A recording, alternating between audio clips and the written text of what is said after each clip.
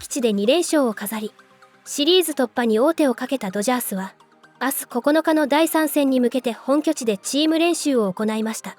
一夜明けたこの日の記者会見で、デーブ・ロバーツ監督は、9月最後の10登板で1勝5敗1セーブ、3ホールド、防御率 11.74 と結果を残せなかった37歳ブレイク・トライネンを起用した理由について改めて問われ、私にとって選手が持つ雰囲気は重要です。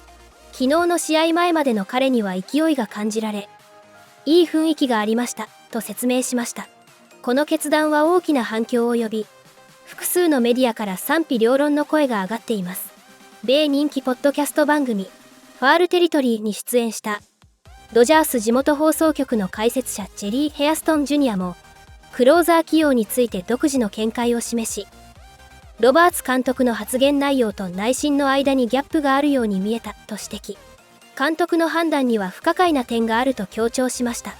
これらの内容を日本語字幕付きでご紹介します。Do we see an actual bullpen pitcher come out of the bullpen for the Dodgers the rest of the series after what we saw last night from Vesia and Trinan?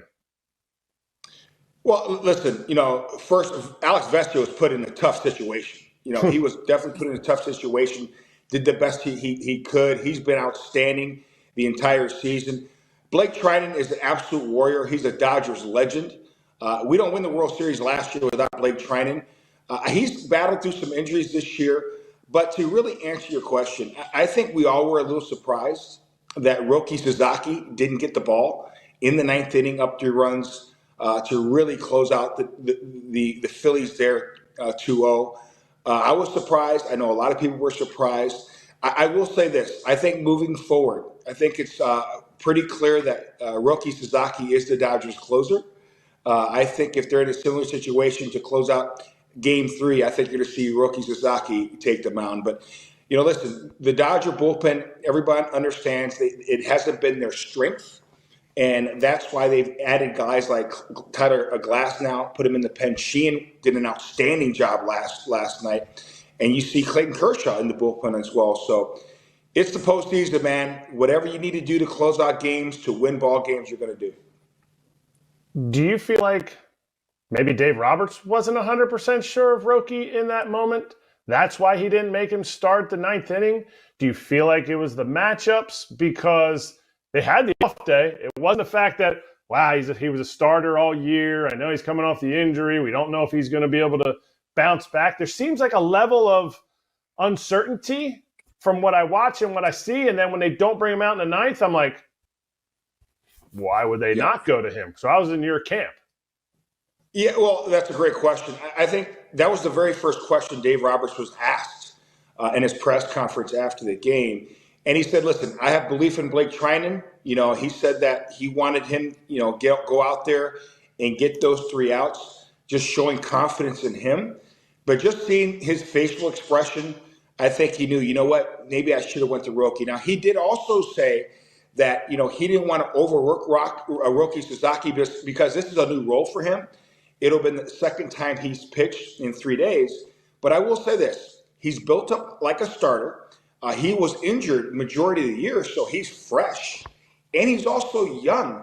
And when you're young and you're in the postseason, you're going through so much adrenaline, those innings aren't really going to add up. So, like I said, they have the day off today. If they're in that position, hopefully the Dodgers are in that position tomorrow night. And they got a chance to close out the Phillies. If they're in that position, I have a really good feeling Roki Sasaki will be in that position to close out the game. The Phillies fans remained optimistic following that Game 1 loss, but tonight the bats were cold until the bottom of the ninth when they tried to rally, ultimately falling to the Dodgers as they head back now to LA. Fans we spoke with are frustrated, but they remain hopeful. The towels were flying. The crowd frenzied, and Citizens Bank Park was alive with Red October intensity. Phillies fans packed the bank, ready to will their team to a series-leveling win over the Dodgers. But the optimism was short-lived. If you're not going to get hits and score runs, it's going to be a disaster like it was tonight. I really thought they were going to turn things around from the last game, but it's not really looking too good, I want to be honest. The offense stayed quiet for most of the night, leaving fans restless until a late spark in the ninth. but the comeback fell short, and as the final out dropped, so did the energy. A tough loss that left Phillies fans shaking their heads. Top of the order has to hit. Having almost no hits through 2 games is very difficult. But I think Thompson, he needs to go out there and fix a couple things. You can't rely on a 9th inning rally to win the game, but what can he do? I mean, that hit gets through. Freddie doesn't pick that. It's a different game, but what can he do? I mean, opting for game 3 at this point. Now down 2-0, the road ahead may be tough, but fans are holding on to hope to flip the script in Los Angeles. They'll turn around. The bats are going to come alive. Tough night. We'll be some traffic, but I think they're going to come alive. They're too good. We got a good team, and I think we have a better team than back when we won the last one, and we can do it. So hopefully one game at a time. Hopefully we take it back. Game 3 Wednesday back in LA. Fans hoping they will be back here for Game 5 this weekend. You recently talked about just with you moving to shortstop and kind of feeling confident, comfortable in that position. You don't have to think about it anymore. Was a play like that, or just the defensive performance that you've had thus far in the postseason, is that an example of just kind of where you're feeling and not having to think about these things and just being able to execute as you go? Yeah, I mean, I feel pretty good about it. I've ran that play before. I mean, that play it's not like it's a special play or anything, that's been around for forever. So we just decided to run in a big spot, and we did a good job with it. But, I mean, I think the group of guys, we just believe in each other and we trust each other, and it's really easy to communicate. It's really easy to know and believe that your brother's going to do the right thing. And so if you're in the right spot, he's going to put you in the best spot to succeed. And so I think that's just kind of what's being shown out there. Mookie, you've, been kind of a leader on this team for a couple years now, but do you think that growing into kind of the leadership role that comes with being an everyday shortstop has been something that you have grown into this season? I'm not going to say I've grown into it. I think I've grown an understanding of it. I think, playing all year there and really having Miggy has been like one of the biggest blessings in disguise I've ever had. He is so knowledgeable of baseball in general, but especially the position of shortstop. And so having a teammate like that, it's different when you have a coach. But when you have a teammate that's actually out there, I can ask him questions during the game, in between pitches. Someone who always has an answer, he gives you his best every day. I mean, I couldn't ask for anything better than having Miggy Rojas, and he's really responsible for a lot of my mental successes this year for sure. Okay, going back last night to the wheel play, when's the last time you had that kind of reaction, after the game from friends, players around the league, and just talking about that? Never. I've never had, especially for I think it's just such a basic play. I mean, there's only like 2 or 3 plays, and that's one of them. I mean, it'd be like the Lakers, they won the NBA championship running the 2-3 zone. That's how I view it. So it's just we ran in a big spot, and we were able to make, do it right and do it. I think we executed it really perfectly, and so it's just the timing of it, I think. So I know that you mentioned that the wheel's a basic play. I know we were all excited to kind of see how it all played out in the moment of the game, things like that. When you look at that compared to, I guess, Freddie's pick and how he closed out the game yesterday, just what is in your reaction to that? Yeah, Freddie's play was way harder than the wheel play. That was tough. That was a tough situation. But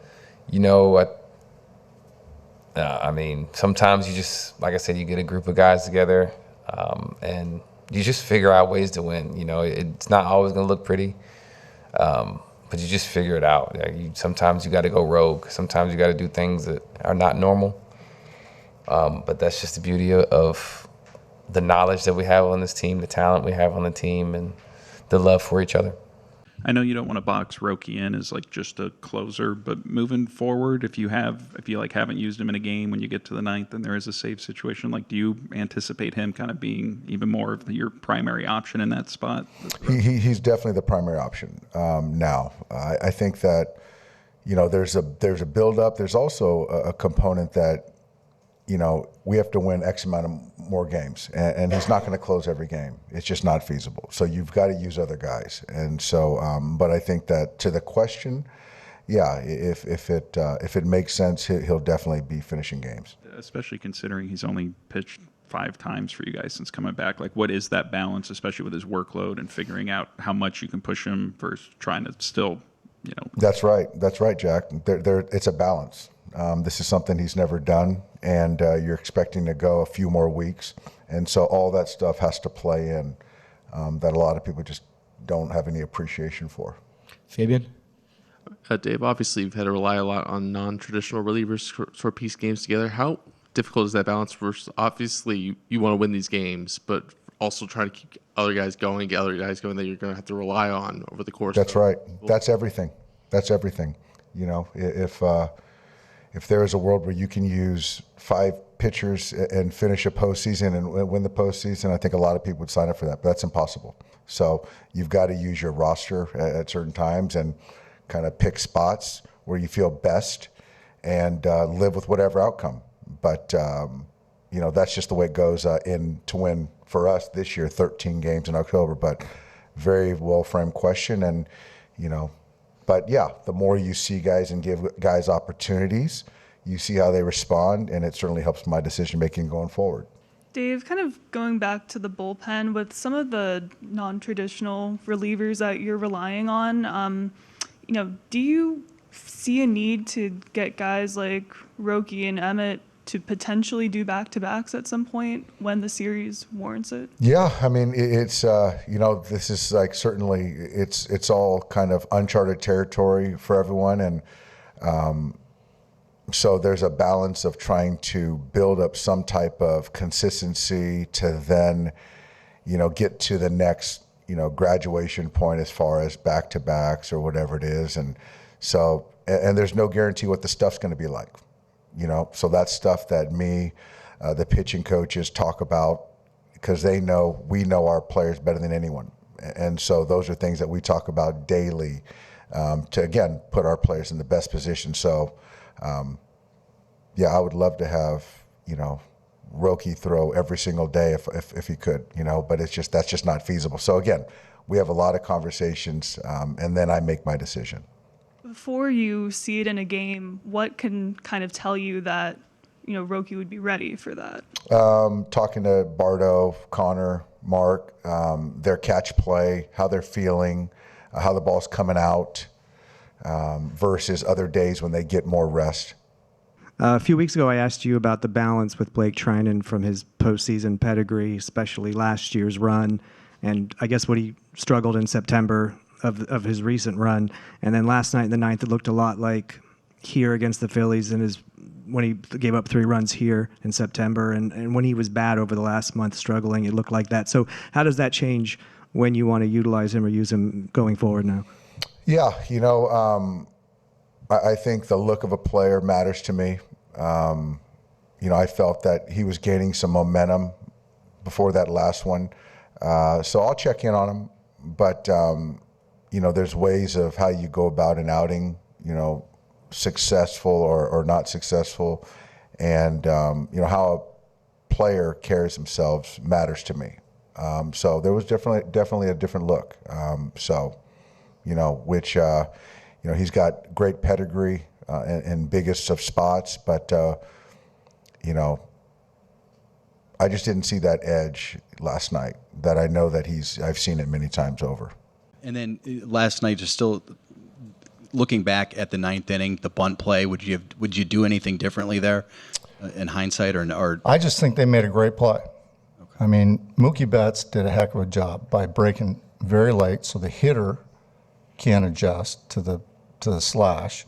And it's tough for Nick to get a proper secondary or bigger secondary because Betts is sitting right behind him. So, and at the end of the day, they made an aggressive play, and they made it work. It was a good play. Rob, you've seen Mookie Betts a lot, particularly with Boston. You kind of marvel at what he's able to do, moving from right field to shortstop, the way he's played the position. Yeah, center field, right field, shortstop, second base, plays them all well. He's a heck of an athlete and a great hitter, obviously. I know he got off to a slow start this year, but he's very talented individual, really is. Phillies on the brink, a furious ninth inning comeback falling just short. Let's do a little digging in on this playoff game. So I'm just saying, if you're a fan of Dave Roberts staying with his guy and succeeding for the Dodgers, you have to be good with Rob Thompson staying with his guy. That should have done it. So I'm saying, it's easy to praise the Dodgers and blame the Phillies, but their approach last night with their starting pitcher was very similar. Let it ride with your hot starter until he's no longer hot. But it wasn't over. Time for a little managerial check. Ninth inning, up 3. The Dodgers have a choice. They've been using Roki Sasaki as a high-leverage reliever for all 5 games, but he has tremendous stuff. Currently, he was nails in Game 1 of this series and with a day off. But instead, Roberts goes with his closer that was a big part of the World Series championship a year ago. Struggled this year, injury-riddled season, Blake Treinen. Treinen, ERA over 5 this year. Goes on to light a fire, gives up 2 runs, leaving a man on second with nobody out. That led to the bunt. We'll get to that in a minute. Now again, you can crush Dave Roberts if you like. It's the popular thing to do. Treinen has been struggling. We'll go back to the 16th, September 16th. That was against the Phillies, right? In the 9th inning, gives up 3 runs, a 3-run home run. But since there, all right, gave up 3 more runs there on September 21st. Then he's got some clean outings. On these outings, 2 clean appearances in the wild card leading up to last night. Sasaki, he was a lost cause for much of the season, but he's come back strong. Here's 4 appearances. That's since he came back to the major leagues. 4 straight scoreless. Also, 7 strikeouts, no walks. I understand to win a World Series, the Dodgers would need, at that point, 10 more wins. You can't narrow the circle of trust to 1 or maybe 2 guys. You won't make it. But I'll revert to the Joe Torre saying, it's a race to 4. In this case, 3. But you grab a win when it's in sight. Worry about the next win when you get there. So people are up in arms over why Roki Sasaki didn't start the inning. I will be the first to admit, sitting on the couch, I thought Roki Sasaki was coming in this game when they came back from commercial. When Blake Treinen was on the mound, I completely understood what Dave Roberts was trying to do. That's not a terrible pitch. He is trying. Blake Treinen has been one of the best relievers in the game for the last 7 years. It could probably go back even further. When he's right, you can manipulate this stuff to high heaven, and he's nasty. He wants to expand the circle of trust. He's worried about his bullpen. They got to win multiple more games to win a World Series. Can you pause this for me so I can make this point? Are we possible? Yeah. He retired 4 or 5 batters in the wild card. He's been a ride or die for him. He was trying to give him high leverage, soft leverage at the same time and say, Blake. 3-run lead, a little bit of room. He goes 1, 2, 3. He's going to start seeing the ball a little bit more, right? Yeah. Didn't come to pass. It's amazing to me how a 4-1 game that quickly it changed can go away, right?